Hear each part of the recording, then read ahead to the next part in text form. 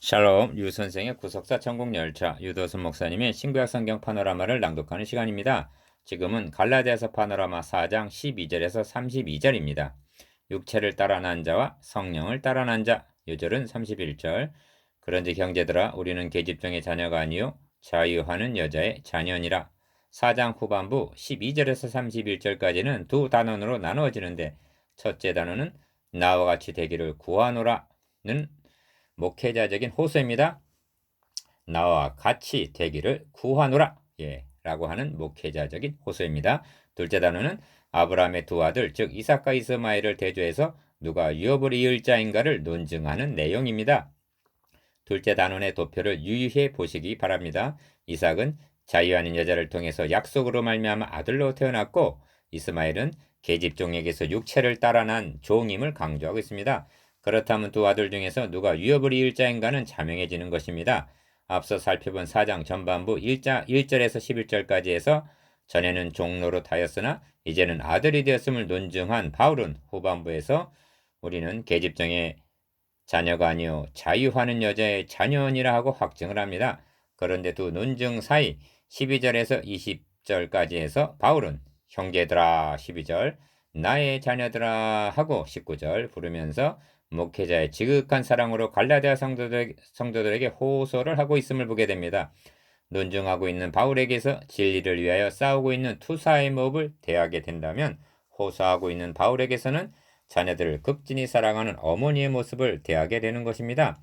이를 두 단원으로 나누어 상고하겠습니다. 첫째 단원 12절에서 20절 나와 같이 되기를 구하노라. 둘째 단원 21절에서 31절 두 어머니와 두 아들. 첫째 단원 12절에서 20절 나와 같이 되기를 구하노라. 형제들아 내가 너희와 같이 되었은즉 너희도 나와 같이 되기를 구하노라. 너희가 내게 해롭게 하지 아니하였느니라. 12절 2일 본단원의 중심점은 도표의 굵은 화살표가 나타나고 있는 대로 기억 내가 너희와 같이 되었은즉 너희도 나와 같이 되라와 12절 니은 너희 속에 그리스도의 형상이 이르기까지 다시 너희를 위하여 해산하는 수고를 하노니에 있습니다. 19절 이 단원에는 교리적인 말씀이 없습니다. 바울은 갈라디아 성도들이 처음 13절 복음을 받았을 때 그러니까 첫사랑의 때를 회상케 함으로 목회자의 사랑으로 성도들의 사랑에 호소하고 있는 것입니다. 그런 의미에서 본 단어는 목회자에게 여러모로 귀감이 되는 말씀이라 할 수가 있습니다.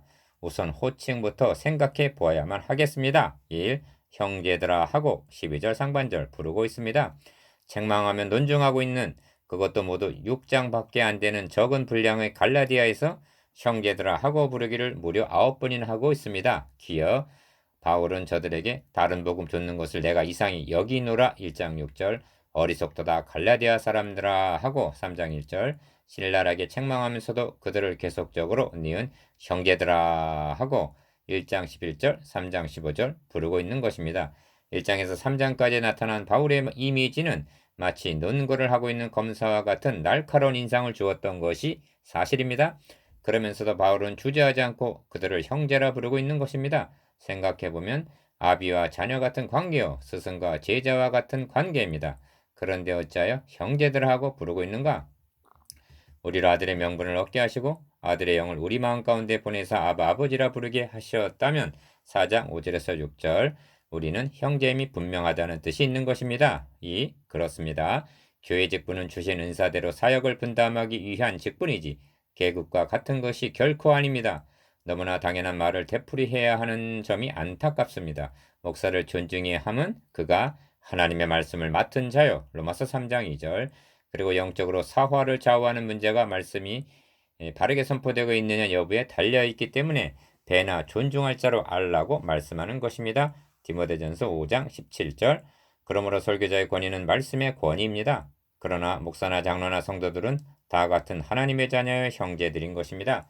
그러므로 설교자는 여러분 하고 말하기보다는 마음속으로부터 형제들이여 하고 부르기를 더 선호해야 할 것입니다.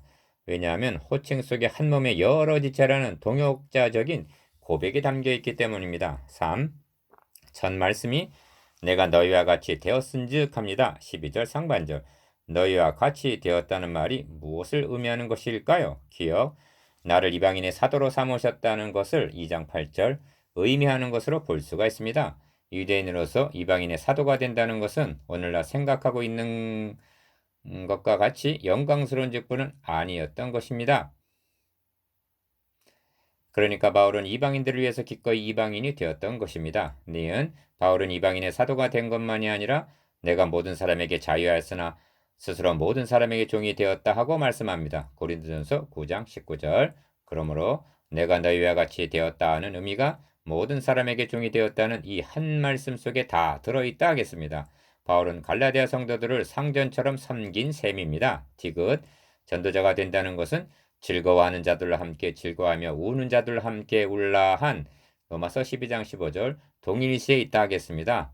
바울은 약한 자들에게는 내가 약한 자와 같이 된 것은 약한 자들을 얻고자 하며 여러 사람에게 내가 여러 모양이 된 것은 아무쪼록 몇몇 사람들을 구원코자 함이니 합니다. 고린도전서 9장 22절 누가 약하면 내가 약하지 아니하며 누가 실족하게 되면 내가 애타하지 않더냐 하고 말씀합니다. 고린도후서 11장 29절 목회자는 먼저 내가 너희와 같이 되었은즉 하고 말할 수 있어야 하는 자라는 자각을 하게 됩니다. 바울이 이런 자세로 사역을 한 데는 더 깊은 동기가 있었기 때문입니다. 4. 그것은 기억 너희 안에 이 마음을 품으라 곧 그리스도 예수의 마음이니 그는 근본 하나님의 본체시나 하나님과 동등됨을 취할 것으로 여기지 아니하시고 오히려 자기를 비워 종의 형체를 가져 사람들과 같이 되었고 사람의 모양으로 나타나셨으며 자기를 낮추시고 죽기까지 복종하셨으니 그 십자가의 죽으심이라. 빌립보서 2장 5절에서 8절 바로 예수 그리스도를 본받는 자 되기 위해서였던 것입니다. 주님은 우리를 구원하시기 위해서 니은 우리같이 되어주신 것입니다. 우리같이 되어주신 것만이 아니라 발을 씻기는 종이 되어주셨고 종례는 대신 죽어주셨던 것입니다. 내가 너희와 같이 되었은즉 하고 말씀하는 바울은 주님께서 자신을 향해 디귿 내가 너와 같이 되었은즉 너도 그들같이 되어라 하시는 심증의 말씀을 들었기 때문일 것입니다. 여기에 목회의 비결이 있다고 여겨집니다. 그것은 그 십자가의 죽으심이라 하신 희생입니다. 두 번째 말씀이 너희도 나와 같이 되기를 구하노라 합니다. 12절 중반절 나와 같이 되어라 하는 말씀이 무엇을 의미하는 것일까요? 그것은 유대인같이 되라는 뜻이 아님은 분명합니다. 바울은 베스도 총독과 아그리빠 왕 앞에서 복음을 변명할 때도 이런 말을 했습니다. 바울의 증거를 듣던 베스도가 바울아 너가 미쳤도다 하고 소리를 지르고 아그리빠가 너가 적은 말로 나를 권하여 그리스도인이 되게 하려 하는도다 하고 말했을 때 기억 바울이 가로되 말이 적으나 많으나 당신뿐 아니라 오늘 내 말을 듣는 모든 사람도 다 이렇게 결박한 것 외에는 나와 같이 되기를 하나님께 원하나이다 하고 말씀했던 것입니다. 사도행전 26장 24절 28절에서 29절 바울은 자신이 그리스도인이라는 것을 무척이나 자랑스럽게 여기고 있었던 것입니다. 그러므로 갈라디아 성도들에게 나와 같이 되어라는 말은 고린도 교회 형제들에게 니은 내가 그리스도를 본받는 자 된 것 같이 너희는 나를 본받는 자 되라는 고린도전서 11장 1절 그런 의미일 것입니다. 어떻든 디귿 나와 같이 되어라 하고 말할 수 있는 자란 먼저 내가 너희와 같이 되었은즉 하고 말할 수 있는 자라야 가능하다는 점입니다. 그리고 그렇게 말할 수 있는 자는 그리스도를 본받는 자뿐입니다. 내가 너희와 같이 되었은즉 1. 내가 처음에 육체의 약함을 인하여 너에게 복음을 전한 것을 너희가 아는 바라 합니다. 13절 육체의 약함이란 어떤 질병으로 여겨집니다. 그 점이 너희를 시험하는 것이 내 육체에 있으되 이것을 너희가 업신여기지도 아니하며 버리지도 아니했다는 14절 상반절 말씀에서도 드러납니다. 그런데 이 시점에 자신에게 있었던 약함을 상기시키고 있는 의도가 무엇일까를 생각하게 합니다. 이를 상기시킨다는 것은 도움은커녕 도리어 손해가 될 것으로 여겨지기 때문입니다. 그 의도를 기억 오직 나를 하나님의 천사와 같이 또는 그리스도 예수와 같이 영접하였도다 하는 14절 하반절 말씀에서 엿볼 수가 있습니다. 갈라디아 성도들이 바울의 육체에 약함이 있었음에도 불구하고 이로 인하여 시험에 들기는커녕 도리어 바울을 천사와 같이 또는 그리스도 예수와 같이 영접한 까닭이 어디에 있었겠습니까? 그가 전해준 니은 복음 진리의 영광스러움 때문입니다. 바로 이것입니다. 자신은 약한 질그릇과 같은 존재이나 자신을 통하여 이방인에게 전파된 측량할 수 없는 그리스도의 풍성을 에베소서 3장 8절 드러내기 위해서였던 것입니다. 복음의 영광스러움을 드러내기 위해서 자신의 약함을 드러내기를 부끄러워하니 했던 사람 고린도 후서 12장 10절 참고 그 사람이 바로 바울이었습니다. 그런즉 내가 너희에게 참된 말을 함으로 원수가 되었느냐 합니다. 16절. 참된 말이 무엇입니까? 복음 진리에 대한 변증입니다. 바울을 천사와 같이 그리스도 예수와 같이 영접하고 할 수만 있었다면 너희의 눈이라도 빼어주고 싶을 정도로 15절 감사하고 감격해 했던 것도 기억 그것은 그리스도를 영접함이었습니다. 그러했던 그들이 지금 원수같이 되었다는 것은 바울에 대해서가 아니라 그리스도에게 향한 감사와 감격이 식어졌음을 뜻합니다. 왜 이렇게 변했단 말인가?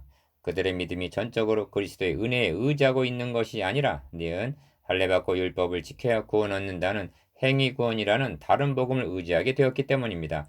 이것이 참과 거짓의 시금석이 되는 것입니다. 디귿 다른 복음이란 그리스도의 복음의 영광스러움을 깎고 내립니다. 그리고 대신 내가 무엇을 했다 하고 자신의 자랑거리를 만들게 합니다. 이것이 거짓의 특성입니다. 3. 저희가 너희에 대하여 열심내는 것이 좋은 뜻이 아니요 오직 너희를 이간 붙여 너희로 자기를 대하여 열심내게 하려 함이라 합니다. 17절 이렇게 말씀하고 있는 바울 자신도 열심으로는 교회를 핍박하던 때가 있었습니다. 빌립보서 3장 6절 기억 열심이란 바울이 좋은 일에 대하여 열심으로 사모함을 받으면 내가 너희를 대하였을 때뿐만 아니라 언제든지 좋으니라 18절 라고 한 대로 좋은 것이요 칭찬할 만한 것입니다. 니은 그러나 거짓 형제들의 열심은 순수한 열심이 아니라 너희를 이간 붙여 너희로 저희를 대하여 열심내게 하려 함이라 하고 말씀합니다. 잘못된 열심은 크면 클수록 그만큼 해독도 큰 것입니다. 4. 지상의 교회 중에서 한국교회만큼 열심 있는 교회가 또 있을까 싶습니다. 문제는 동기입니다. 성도들이 그처럼 자주 모이며 그토록 열심히 봉사하는 동기가 어디에 있는가? 그 나라와 그의 의를 위한 열심인가? 아니면 자신의 축복을 위한 것이 아닌가 하는 바울이 너희에 대하여 의심이 있음이라 한 대로 20절 의심이 들 때가 있다는 말씀입니다. 십자가 복음은 멀리한 채 교인들을 열심내게 만든다면 그 열심이란 그리스도를 위한 열심이 아니라 거듭 형제들이 한 것처럼 저희를 대하여 열심내게 하려는 17절 열심으로 밖에는 달리 볼 길이 없을 것입니다. 5.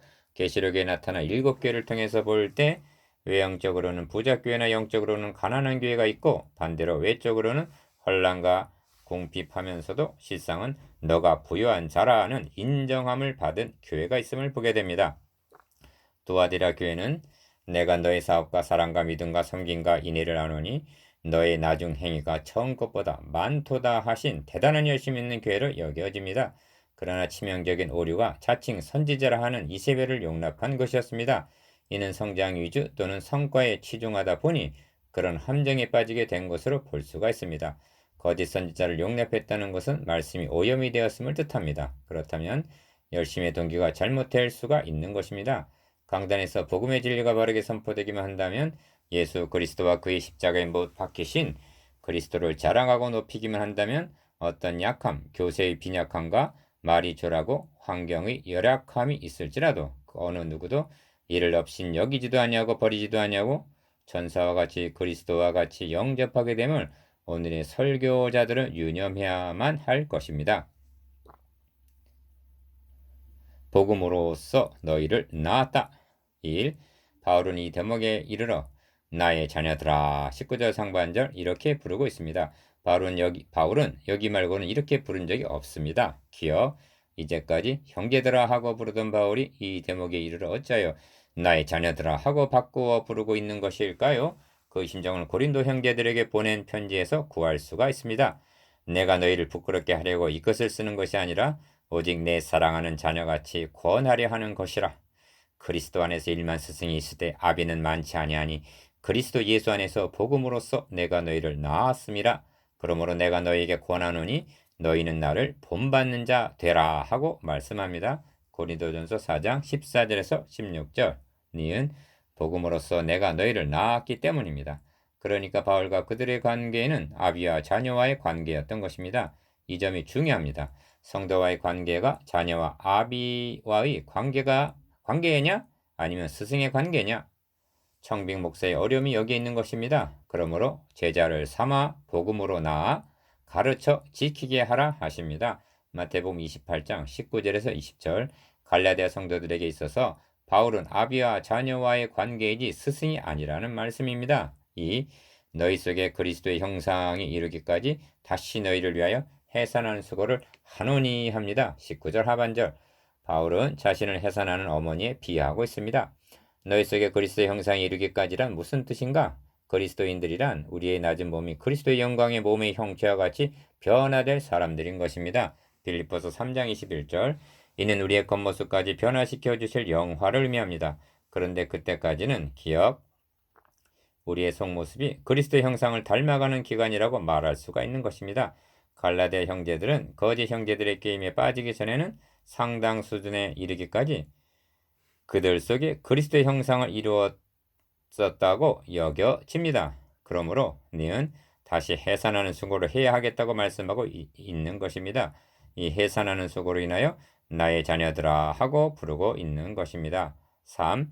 이 점은 골로새 교회에 보낸 편지에서는 기억 우리가 그를 전파하여 각 사람을 권하고 모든 죄로 각 사람을 가르침은 각 사람을 그리스도 안에서 완전한 자 성숙한 자로 세우려 함이니 이를 위하여 나도 내 속에서 역사하시는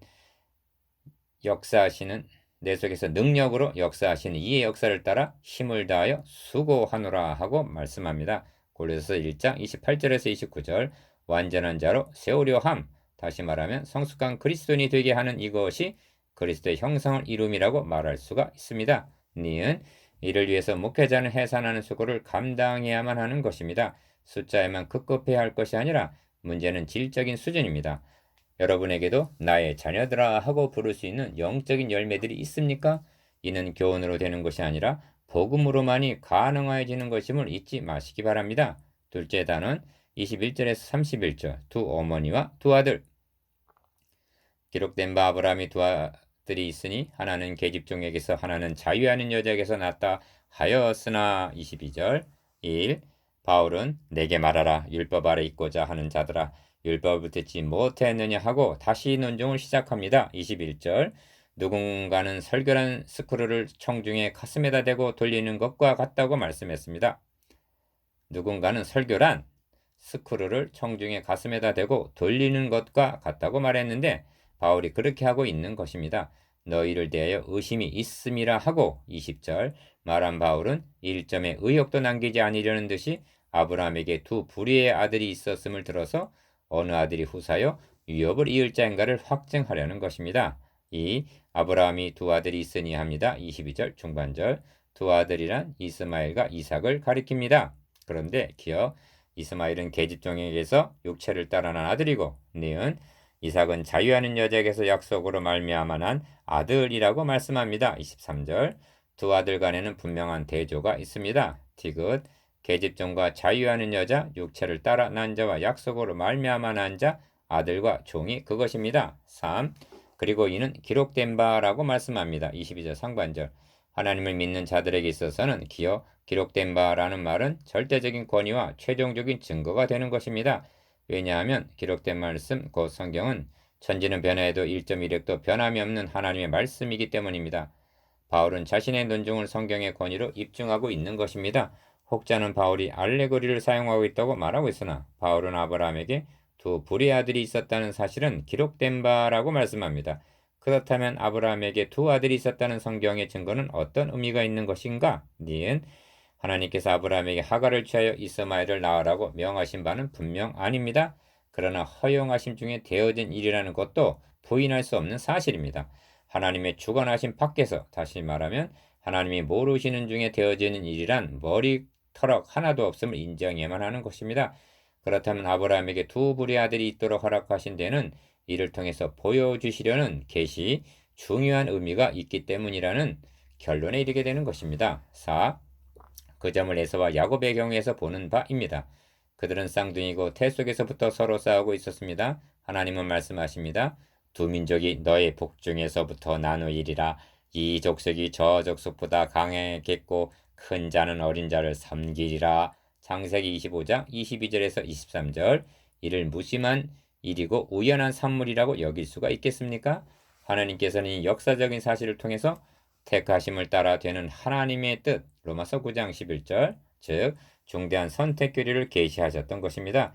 그렇다면 이스마엘과 이삭을 통해서는 무엇을 계시하려 하시려는가? 5. 아브라함은 이스마엘이나 하나님 앞에 살기를 원하나이다 하고 창세기 17장 18절 이스마엘로 후사를 삼으려 했습니다. 그러나 하나님은 기억 아니다. 이삭에게서 나는 자라야 너의 씨라 칭할 것임이니라 하고 창세기 21장 12절 아브라함의 후사가 이삭으로 말미암아 이어지게 될 것을 분명히 말씀하셨습니다. 여기에 결부되어 있는 구속사의 맥을 놓치지 않게 되기를 바랍니다. 하나님께서 니은 아브라함에게 언약하신 자손 갈라디아서 3장 16절 곧 그리스도는 아브라함 그 다음에 이스마엘을 통해서가 아니라 아브라함 그 다음에 이삭의 줄기에서 오시게 된다는 말씀인 것입니다. 6. 그런데 거기서 끝이고 있는 것이 아닙니다. 그러나 성경이 무엇을 말하느뇨 계집종과 그 아들을 내어 쫓으라 계집종의 아들이 자유하는 여자의 아들로 더불어 유업을 얻지 못하리라 하고 30절 기억 내어 쫓으라 말씀하고 있는 것입니다. 이는 두려운 말씀입니다. 내어 쫓으라 유업을 얻지 못하리라는 말씀은 구원에서 유기당하게 된다는 말씀이기 때문입니다. 마지막 날에도 이와 같은 비극적인 일은 벌어질 것입니다. 교회 밖에만이 아니라 안에도 니은 성령으로 난 자, 즉 거듭난 자, 거듭나지 못한 자가 섞여 있을 수 있기 때문입니다. 두 여자가 함께 매를 갈고 있어도 하나는 데려감을 당하고 하나는 버려둠을 당하게 된다고 말씀하십니다. 7. 이스마엘도 아브라함의 씨임은 분명한 것입니다. 그러나 성경은 이삭에게서 나는 자라야 너의 씨라 칭할 것임이니라 하고 말씀합니다. 어떤 차이입니까? 기억 이삭은 하나님의 약속으로 말미암은 자요. 니은 이스마엘은 아니었습니다. 즉 육체를 따라 난 자식이었을 뿐입니다. 이것이 다른 점입니다. 이를 기록하게 하심은 디귿 어느 시대의 약속의 자녀와 육신의 자녀가 있다는 것과 약속의 자녀만이 유업에 참여하게 되고 육신의 자녀는 내어 쫓기게 된다는 진리를 계시하기 위해서였던 것입니다. 바울은 이를 들어 논증하고 있는 것입니다. 8. 그리고 이 말씀은 주님 당시의 실제 상황으로 벌어지고 말았던 것입니다. 유대인들은 그들 말대로 아브라함의 자손들입니다. 그러나 약속의 자녀가 아니라 육신의 자녀가 되고 말았던 것입니다. 왜냐하면 기억 하나님께서 아브라함에게 세워주신 언약의 성취자로 오신 예수 그리스도를 영접하지 않고 배척했기 때문입니다. 성경은 말씀합니다. 영접하는 니은 영접하는 자 곧 그 이름을 믿는 자들에게는 하나님의 자녀가 되는 권세를 주셨으니 이는 혈통으로나 육정으로나 사람의 뜻으로 나지 아니하고 오직 하나님께로서 난 자들이니라.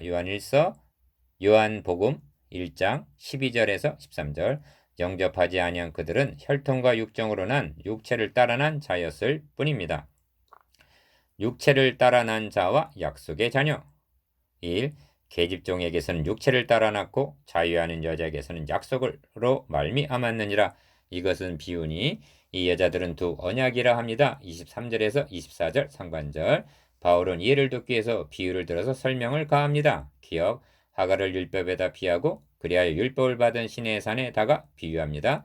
그리고 땅에 있는 예루살렘에 비유합니다. 24절에서 25절 반면 니은 사라를 은혜 언약에 비하고 위 하늘에 있는 예루살렘에 비유합니다. 디귿 히브리서에도 이와 유사한 말씀이 등장합니다. 너희가 이룬 곳은 율법을 받은 신의 산이 아니라 히브리서 12장 18절에서 21절 너희가 이룬 곳은 시온산 그리스도가 오신 시온산 시편 2편 6절 시온산과 살아계신 하나님의 도성인 하늘의 예루살렘이라고 말씀하고 있습니다. 히브리서 12장 22절 2. 곧 위에 있는 예루살렘은 자유자니 곧 우리 어머니라 말씀합니다. 26절 여기 주목하게 되는 말씀이 우리 어머니라는 묘사인데 사라가 우리 어머니라는 말이 아닙니다. 교회를 상징하는 위에 있는 예루살렘을 계시록 21장 10절 어머니라 말하고 있는 것입니다. 교회는 약속 언약 위에 세워진 것입니다. 그러므로 우리의 어머니란 언약 곧 복음을 가리키는 말씀이 되는 것입니다. 하나님의 자녀들은 언약의 자녀 곧 복음이 낳은 자들이란 뜻입니다.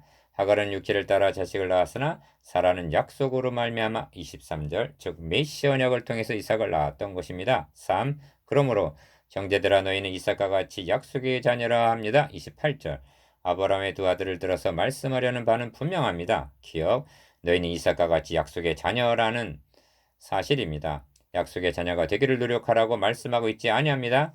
이미 갈라디아 형제들은 약속의 자녀됨을 확신시켜주고 있는 것입니다.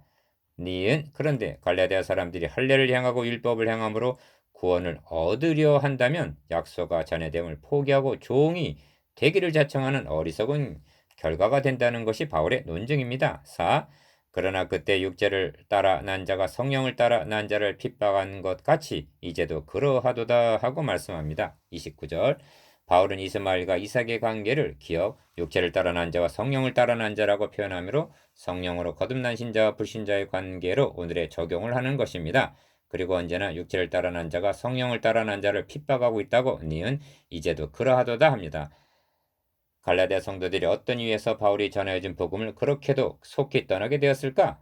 형제들아 내가 지금까지 할례를 전하면 어찌하여 지금까지 핍박을 받으리오 한 5장 11절 핍박 때문이었을는지도 모릅니다. 그렇다면 이렇게 말할 수밖에 없습니다. 디귿 그리스도와 함께 영광을 받기 위해서 고난도 함께 받을 것이냐 아니면 저들과 타협함으로 십자가로 인한 핍박을 면하려 할 것인가? 5.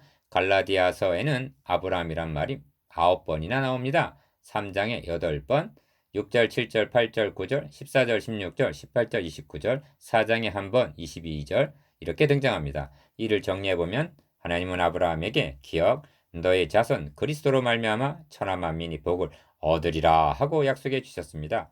3장 8절, 16절 니은 아브라함이 하나님을 믿음에 이것 자손을 믿는 믿음을 그에게 의로 정하셨다. 3장 6절 그러니까 아브라함은 메시아 언약을 믿음으로 믿는 자들의 조상이 된 것이다. 디귿 그런즉 믿음 그리스도를 믿는 믿음으로 말미암은 자들은 아브라함의 아들인 줄 알지어다. 3장 7절 그러므로 리을 너희가 그리스도께 속한 자면 곧 아브라함의 자손이요 약속대로 유업을 이을 자니라. 3장 29절 그런데 미음 기록된 바 아브라함에게 두 아들이 있으니 4장 22절 그러면 두 아들 중에서 누가 유업을 이을 자란 말인가? 바울은 이를 깨닫기를 원하고 있는 것입니다. 6. 그러므로 결론에 이르러 그런즉 형제들아 우리는 계집장의 자녀가 아니요 자유하는 여자의 자녀니라 합니다. 31절 28절에서는 기억 약속의 자녀라 말한 바울이 31절에서는 어찌하여 니은 자유하는 여자의 자녀라고 표현을 받고 있는 것일까요? 이는 5장 1절에서 보는 바대로 갈라디아 형제들이 다시 종의 명예를 매려고 하고 있기 때문입니다. 우리는 성령을 따라 난 자, 곧 약속의 자녀들이요 유업을 이을 자들입니다. 약속의 자녀들은 종이 아니라 자유자들입니다.